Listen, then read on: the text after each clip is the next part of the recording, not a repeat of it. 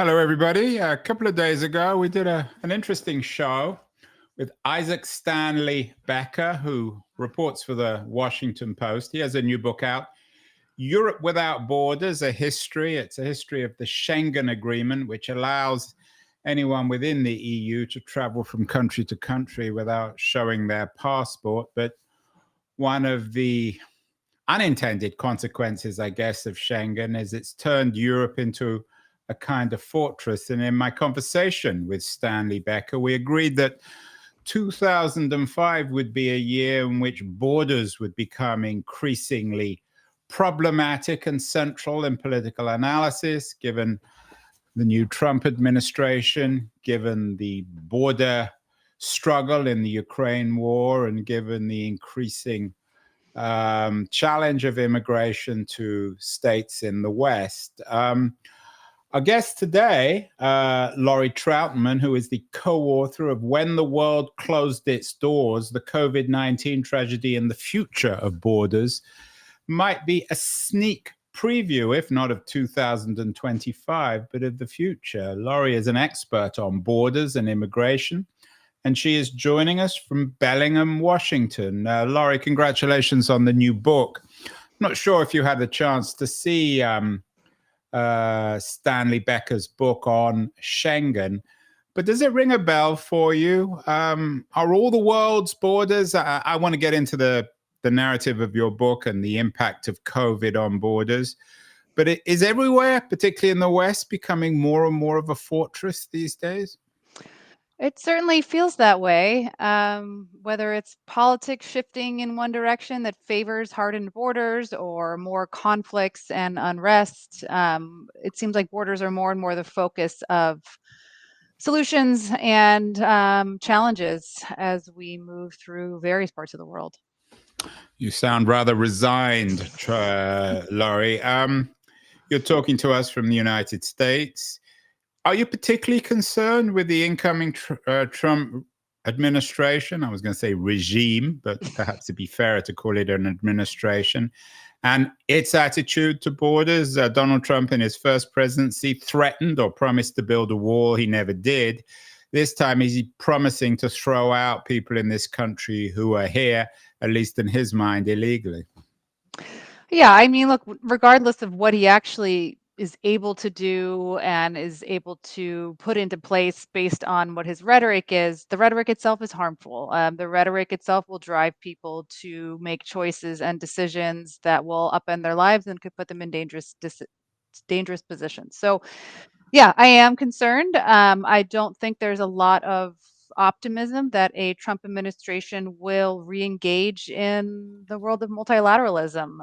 That's not his thing. It certainly wasn't his thing during the first administration. And I doubt that we will get back to stronger multilateral agreements and cooperative mechanisms during the next 4 years. Some people might say, Laurie, if they were watching, if they're Trump supporters, that the majority of Americans are sympathetic to Trump, that his position on immigration, even if it was sometimes rather vulgar and even immoral, was popular. And even the Democrats are very ambivalent. And one of the biggest vote getters in the Harris-Trump campaign was Trump on immigration versus Kamala Harris. How would you respond to that? That yes, the world's borders are shutting, whether it's the United States or the European Union, but most people simply don't want immigrants. Sure. I mean, I wouldn't disagree that we have challenges at our borders around the world. I don't think the U.S. southern border with Mexico is a good example of how borders should be managed. There's problems with that scenario and those policy directions, but your borders are not the answer. That's a lot of what our book is really about. Is that borders have become kind of the big red button to protect us from what's outside, but very rarely are they actually able to accomplish those kinds of goals. And I think to take it to the next step, an over reliance on borders actually undermines the policy work that needs to be done, whether that's related to public health support in the situation of COVID or related to something like crime and drug smuggling. I mean, we can see many instances in the United States and around the world where borders have been hardened, and it does very little to actually address the problems that are trying to be addressed. I want to get to the book, When the World Closed Its Doors, the COVID-19 Tragedy and the Future of Borders. But before we get there, what do you mean the problem isn't borders? You mean the problem isn't borders when it comes to what, legal or illegal immigration? Well, legal immigration is a very different conversation, right? We're talking about visas and we're talking about processing mechanisms and quotas. We're not talking about, I think, what Trump is really focused on and what many populist governments are focused on, which is this idea that borders are out of control, that there is this undocumented immigration and this illegal flow that needs to be managed. But in reality, those flows are going to continue even if you put up barbed wire fences and you put up walls. People will find ways to get around them if that's their goal. And while you may be able to slow down the flow of, say, illicit drugs, for example, those drugs find other ways to get in, and there are other ways that are perhaps more difficult to uncover. So one example is during COVID, there was fewer trucks crossing the border between the U.S. and Mexico, and so many drug cartels shifted to a substance like fentanyl, which is easier to ship because it requires less cargo space. So those things that we're trying to solve, whether it's crime, whether it's irregular migration, whether it's public health threat, um, just using borders alone will not solve those problems, and will create other problems as well. I know you're an expert in this area, and I'm curious whether you've looked at research suggesting public opinion. I remember maybe 10 years ago, there were many images of really heartrending images of immigrants or wannabe immigrants to Europe. There was the image of the dead child on the Greek beach. Many migrants from the Syrian civil war. Does that actually impact on public opinion? Are people who are often rather indifferent to the rights of immigrants, does their position soften when they see photos of dead children on Greek beaches or on the Mexican border? Yes and no. In the example of the young boy who washed up on the shores of Europe, that actually had a huge impact on Europe's approach to handling migration. And it got the message across that these people aren't necessarily just the way they're cast as criminals and lawbreakers. There's innocent children who get caught up in that as well. Now, the opposite could be true as well, though. On the US-Mexico border, we see a lot of images, and I think the media tries to show the human side of some of these experiences. But if you're a hardline against asylum seekers, against refugees, against immigration, I don't think you're going to shift people's opinion based on images.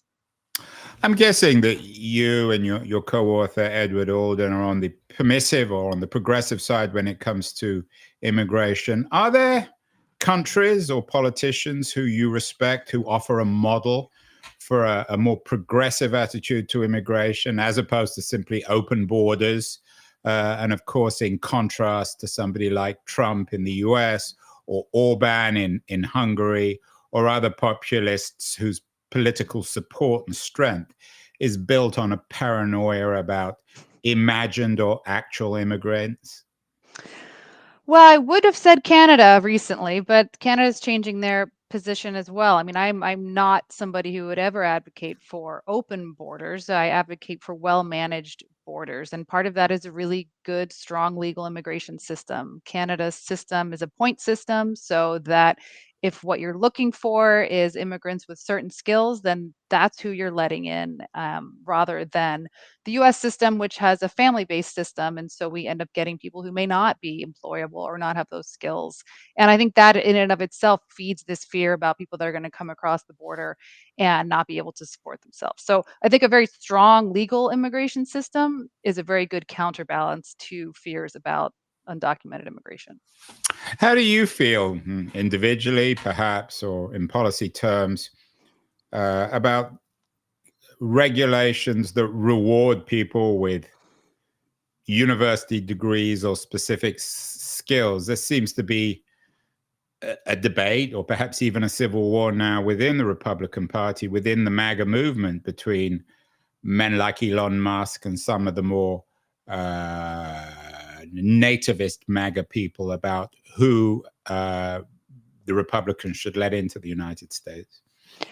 Well, I think it has to be both. And I have to look at labor market dynamics. So if we're looking for high skilled workers, then there should be ways to bring them in quickly and in a targeted fashion. And the United States really struggles with that. Our H-1B program is supposed to be doing that, but it's capped and it has backlogs and it's very cumbersome. At the same time, we need people to wash dishes and change sheets in hotel rooms. And those aren't going to be people that are coming in on a high skilled worker scenario. So I think it has to be a balance. There's always a bit of a tug of war between bringing people in to do jobs that, quote unquote, Americans will or won't do, and taking jobs away from American workers. So, how do you find that balance? I mean, it's really being in tune with the labor market and having an efficient system so that it can be dynamic. And the United States system is anything but dynamic and responsive. It's very slow to move. Yeah, unions, or historically unions, labor unions have been ambivalent about immigration. I've heard arguments made that if America does indeed, or if the Trump administration does indeed do what it promises to do and throw out millions of illegal immigrants, then there won't be the labor to do the low wage jobs. But the counter argument on that, Laurie, and you know these arguments much better than I do, is that American citizens would be properly paid for their labor. And this gray area when it comes to immigration actually enables low wages. Yeah, and I don't disagree with the low wage argument. And look, there's not much credit to the scenario that says that we should be allowing people to work without documentation while they're continuing to depress, wages. I don't think that's a good, strong argument. I think a stronger argument is, again, a legal system. So whether that is a guest worker program or something that enables workers or employers to get the workers that they need, but in a legal pathway, also would bring wages up, right? Because you're going to have legal, you know, pay stubs and social security and all of that. I mean, you're not going to have people being paid under the table if an employer is sponsoring a worker to come to the US, whether that's on a temporary status or a status that has some kind of pathway to legalization, which we currently don't really have in our low skilled stream. What Trump is threatening to do, and please correct me if I'm wrong, has already been done by a post-war U.S. administration, the Eisenhower administration. Is that true? And if so, what happened? How did they manage to round up millions of people who were in this country without papers and send them back, whatever that means? Well, deportation is nothing new, right? I mean, it's been consistently happening by pretty much every administration. The Obama administration also was a huge deporter of undocumented migrants. Sometimes those are workplace raids where you have places where it's pretty much known that there's a lot of undocumented workers. This has particularly happened in the South in meatpacking plants, for example, where you have a large number of workers in a fairly small space. This has unfortunately happened too in places near schools, where you don't want kids to be scared to go to school because they may get deported.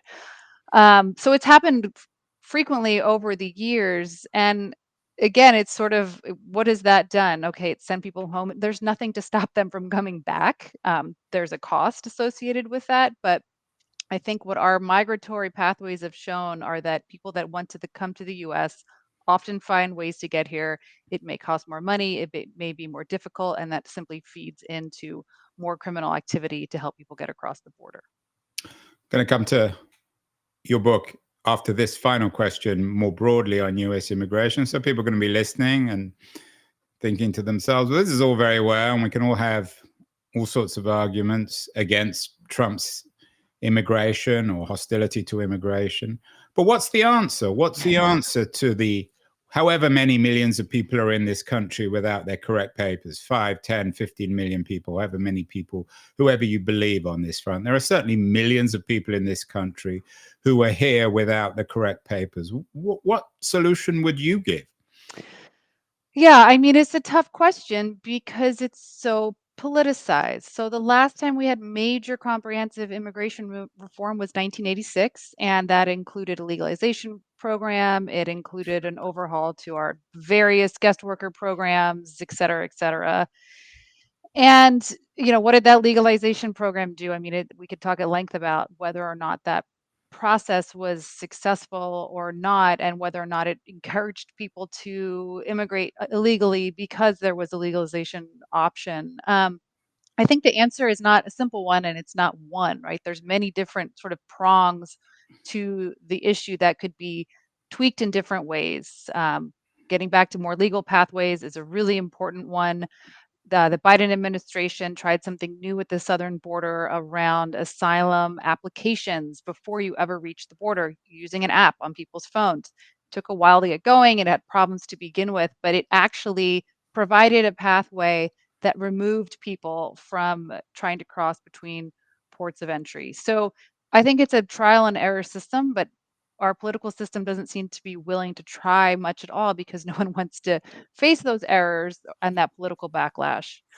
So it's not a simple answer, and it's going to require a lot of different levers: workplace enforcement, maybe legalization, maybe not, and pathways to citizenship for people that are here working legally.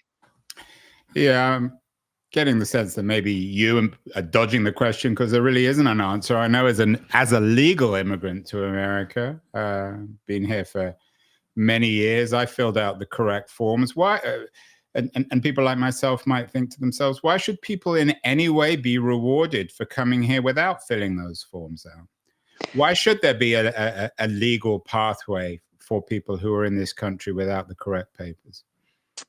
Because many of them are incorporated in our communities. Many of them are studying in our universities, and there are many of them, not all of them, right? It's very hard to talk about these things too broadly without getting some repercussions and some holes in the arguments. But many of them are actually part of our society. So we may be better off actually incorporating them fully rather than having situations where, for example, people can't have driver's licenses because they don't have paperwork, and then they're driving without insurance and without a driver's license. So I think that there is a middle ground.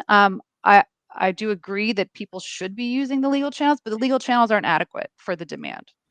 And the US, like it or not, has a system where we say if you can arrive on our shores, you can claim asylum, and that's the system that we have. So if we're going to change that, that's another conversation. But if we're going to continue to have that as really the one of the founding principles of our immigration system, then we're going to have to find a better way to address that. And things like requiring people to submit asylum applications before they get to the border is encouraging them to do that through a legal channel rather than an illegal one. Well, Laurie, you've been very patient with my rather obnoxious questions. Let's get to the book. As I said, it's in many ways connected with Euro Without Borders, a history, but it focuses not on a place, but on a year, the period just before 2019, when the world, at least borrowing from the title of your book, closed its doors, the COVID-19 tragedy and the future of borders. So what happened? COVID began in the late winter of 2020. What was happening in 2019? So, I mean, in 2019, you had COVID popping up in China mainly. I think many people, myself included, saw it as something that was happening far away, and was starting to become a little bit more concerning. And then most countries waited pretty long before they really reacted. We had multilateral agreements through the World Health Organization that countries committed to not closing their borders because that was not considered an effective reaction to fighting a pandemic. And then one by one, sort of the dominoes started to fall. And the United States, of course, closed off travel from China and then from Europe and then from Canada and Mexico, and the list went on. So um, in about spring of 2020, I believe 90% of the world's population was living in a country that had some form of border restriction because of the pandemic. The subtitle of the book is The COVID-19 Tragedy and the Future of Borders. COVID-19 was, of course, a tragedy. Millions of people died. But in your view, is the tragedy or part of the tragedy that the world closed its doors? Was it a mistake? We argue that yes, it was a mistake to rely on borders as for many countries as their primary policy response to COVID. We argue that borders have sort of become the big red button that governments will push during a crisis. We saw it really take root during COVID, and I think we're going to see it more and more, particularly in the coming years, where governments are trying to solve a problem by using borders that is not adequately addressed just by using borders. But wasn't it the natural, the instinctive response of governments throughout the world to shut the border, especially in the early days when no one even quite knew what COVID-19 was? Yep. Certainly before there was any kind of antidote to it. Wasn't the natural response to say, we're shutting the borders until we know more? Absolutely. It was a knee-jerk response. I think it could be justified in the early months, but the problem was in many places, those restrictions lasted for 1, 2, sometimes 3 years. So the United States had COVID border restrictions till about June of 2023. So they lasted a really long time. And essentially, we argue in the book that in some ways, those restrictions enabled governments to be a little bit lazy about how they were going to address real fundamental domestic public health challenges that they perhaps didn't have adequate tools for. So shutting their borders was sort of a blunt and somewhat theatrical way of saying we're protecting people from a virus that's out there, even though the virus was already circulating and already passing through community spread by the time those border restrictions were put in place. US gets criticized, of course, all the time from every political angle. My understanding is that some countries were even more paranoid and even more aggressive on their borders. Japan, for example, perhaps China. Where does America appear on the league table when it comes to closing their borders during COVID? I mean, America was pretty sloppy about it, I think. You had countries like you said, mentioned China, Australia, and New Zealand as well, who were very strict, and then other countries like Mexico, who sort of had border restrictions on the book but did not actually enforce them at all. And then the United States had these different agreements, this patchwork where we had no-fly lists based on infection rates, and then we had this very funky agreement with Canada and Mexico that said, okay, we're going to restrict our land borders to all non-essential travel, which was never actually defined, but you can fly to the United States for any reason whatsoever. So if you were a grandmother living up in Canada and you wanted to drive 20 minutes across the border to see your grandchild, you could not do that, but you could fly to the US and go to Disney World. So what does that suggest? That it So hadn't been thought through, that it was being driven by large corporations like Disney, or that that it was all a heartless enterprise to separate grandmothers from their grandchildren. I think it was a combination of, again, sort of this border theater. The Trump administration, in particular, was more than happy to shut the southern border with Mexico and stop processing asylum claims. I mean, this was part of a broader strategy of getting back to the things we were talking about earlier. And it was not that difficult to do, right? You could have officers at the border saying, no, you can't cross. I mean, there's physical infrastructure already in place. Now, when it came to air travel, this is a question that I have tried to get from the Department of Homeland Security, and the response has always been that air travel was treated the same, regardless of what country people were flying from. So if Canada had a very high infection rate, then air travel might have been reduced from Canada or prevented from Canada. But that air travel component was not part of the direct agreement with Canada or with Mexico. It's interesting I'm thinking out loud, so please correct me if I'm wrong, but within the US, there seem to be two broad political responses to COVID. There was the Californian response, which was pretty aggressive, and the response in Florida from DeSantis that was, if not more tolerant or liberal, certainly more open, allowing people to work, making the wearing of masks illegal.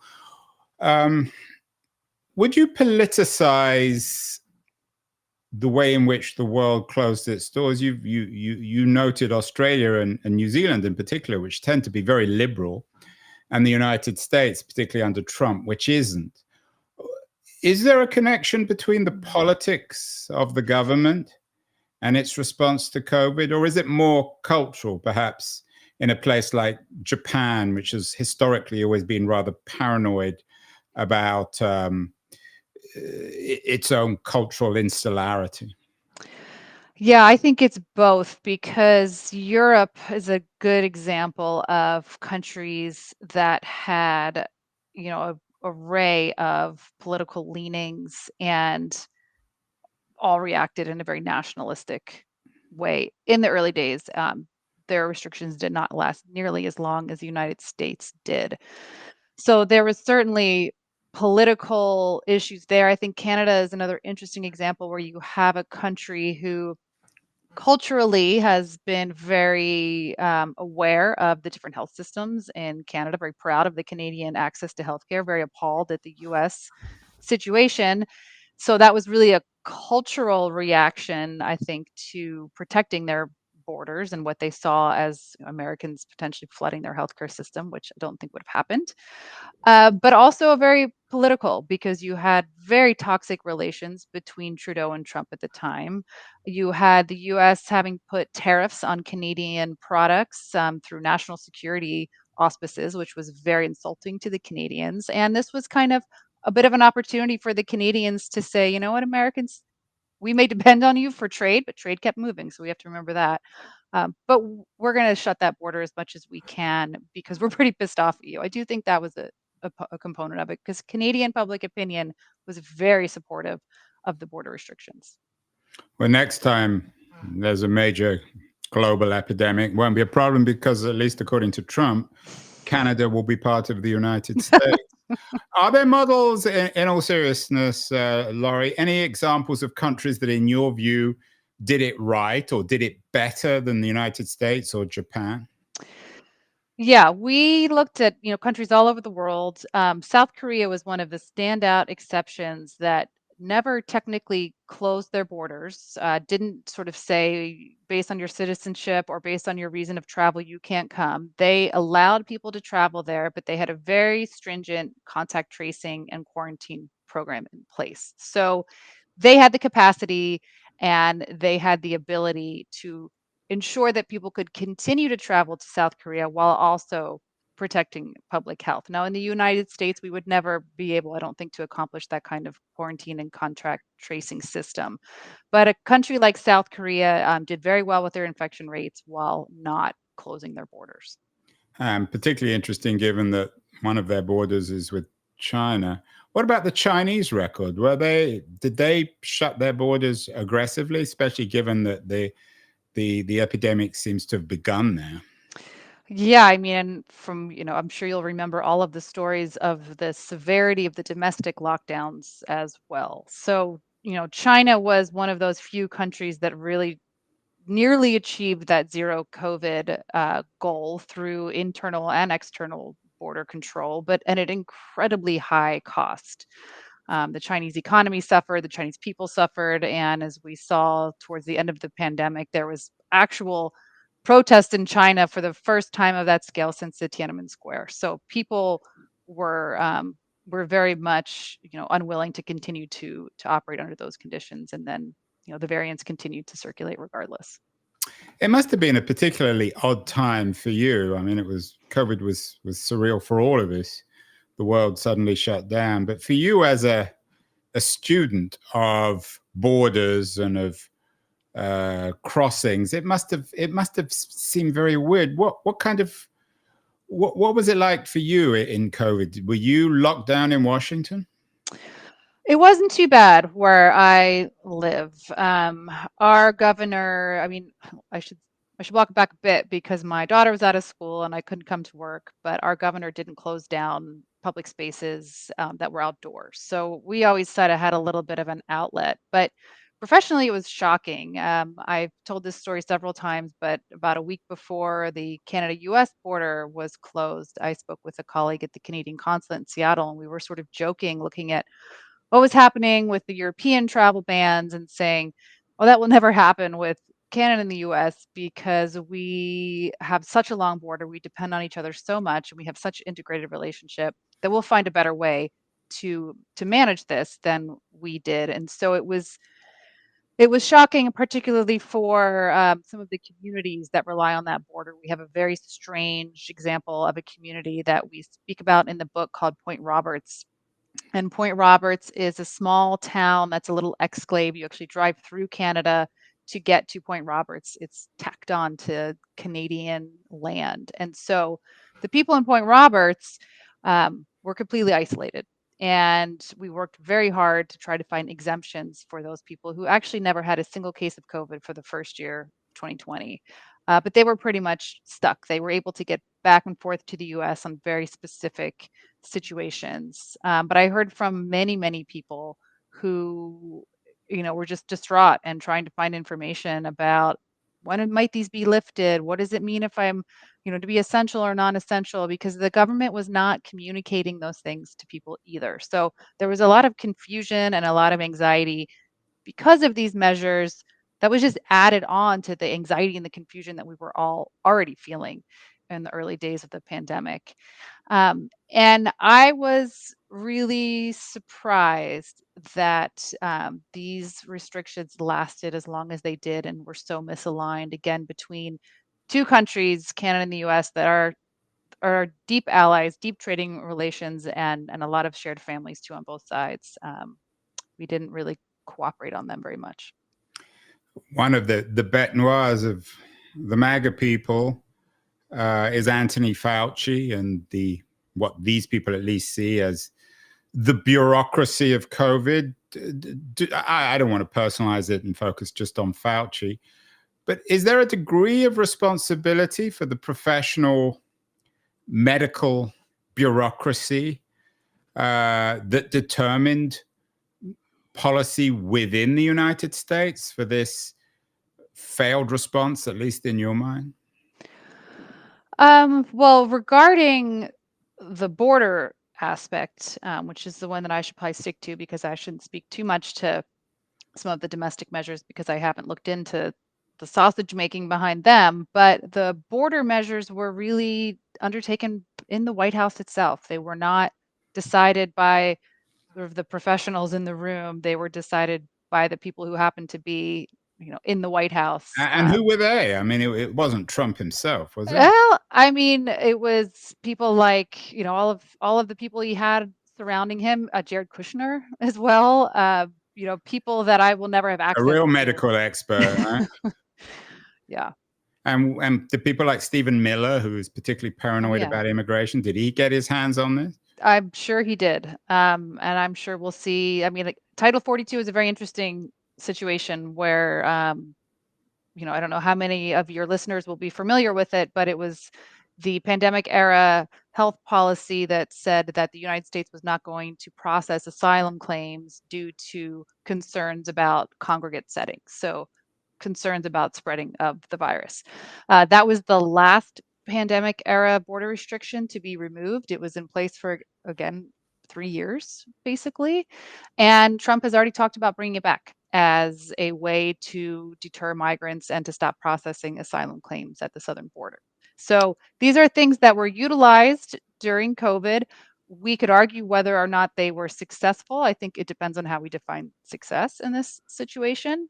But I think they're tools that we will see again, which is why we wanted to write the book, because we think there's important lessons to carry forward, particularly now as we have a return of the Trump administration.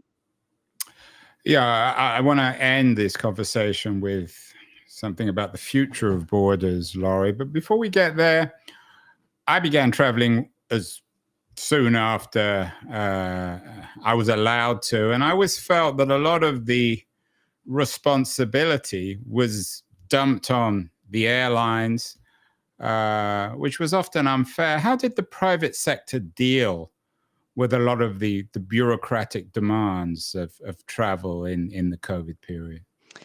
Yeah, I mean, in many situations, the private sector was, the gateway for whether or not you had your test or your vaccine. And I think that it was struggling so much as an industry. I mean, we saw the aftermath immediately as people started traveling again.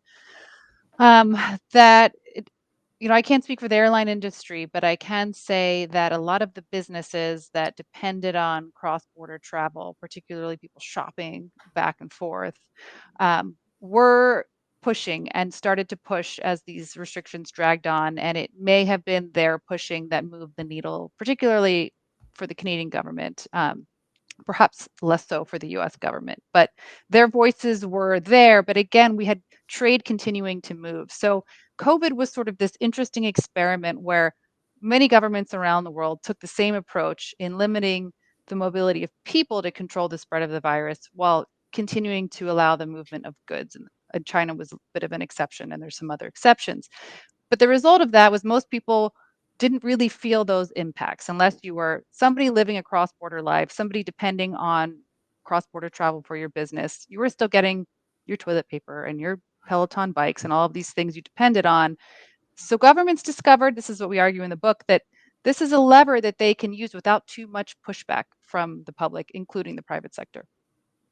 Yeah, and I know you address this in the book. One of the interesting contrasts is the success and investment and aggression in terms of finding an antidote, a cure to COVID, the Warp Speed initiative, and the way in which governments dealt with the border. So finally, Laurie, the future of borders. You weren't impressed with the COVID-19 tragedy, both particularly in terms of its impact on borders when the world closed its doors. What should governments learn from the COVID-19 catastrophe? In regards to borders, governments should learn that there are costs to these measures. The measures themselves are not not the most valuable tools that could be used, particularly if they're over relied upon. They can actually undermine things like public health or security or whatever issue is at hand by detracting from the actual root of the problem. And that really our goal in the book is to say that people should hold their governments accountable in these situations, particularly if borders are sort of used during times of crisis with emergency powers. So even in Europe, where you have Schengen, I mean, you've had your previous guest on, you have a commitment to free mobility. We are seeing more and more border controls and border closure. Yeah, German, as we discussed on the when Isaac Stanley Becker came on the show, Germany, even within Schengen now, is beginning to open its border controls. So if we're going to live in a world where we're encouraging people to live cross-border lives, we are recruiting students to come to our universities, we're recruiting workers through legal channels to come work in our businesses, there should be some type of assurances for those people who are playing by the rules. I should say our book is really not about undocumented immigrants at all. It's about people that travel through legal pathways. And there should be some protections for them so that they don't find themselves stranded or separated from their loved ones. And there's better ways to do things than to cut people off in this way.